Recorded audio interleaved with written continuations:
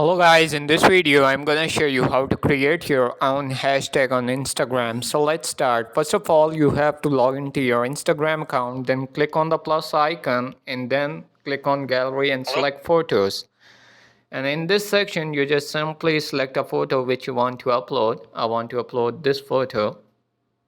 Then simply click on next and again click on next. And simply you see the option of write a caption, so select that. And here if you want to add your own hashtag, so simply first click on hash and then type your hashtag name.